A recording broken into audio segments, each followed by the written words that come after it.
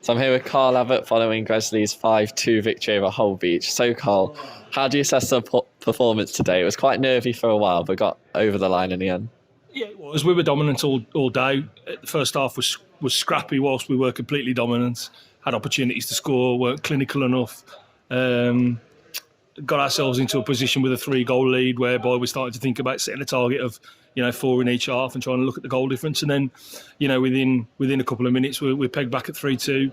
Two really sloppy passages of play cost us dearly, and then it became a game on a knife edge. Then really, where we were always dominant, but you're conscious of a counter attack, and then something silly happening, and it becomes a case of just managing nerves and the game a little bit.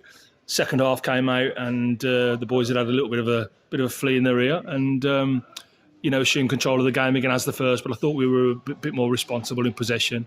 The finishing was wayward again in the second half, but I suppose when there's that many chances, you can afford to be a little bit. But ultimately, to get the 5 goals and it becomes a comfortable win. So, but much credit to them. They're obviously an improving side. The goalkeeper was fantastic.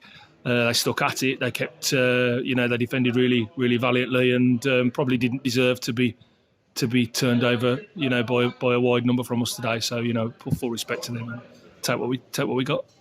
Couple of changes before the game as well. Was that with Wednesday in mind because of how packed the schedule is? Yeah, definitely.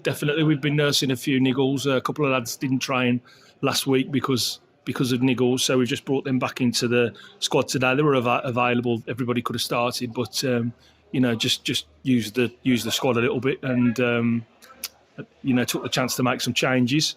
There'll be some more changes again on Wednesday. Picked up an unfortunate injury to Isaac, obviously with his groin in the second half, which saw us obviously go to 10 men voluntarily. So we'll assess him. He won't be available Wednesday, I wouldn't have thought. We'll see how bad that is, but we've got a deep squad now for a reason.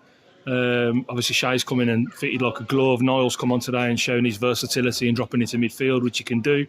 Done really well. The numbers are still healthy, even bearing in mind the injuries to the Reid brothers now that we have.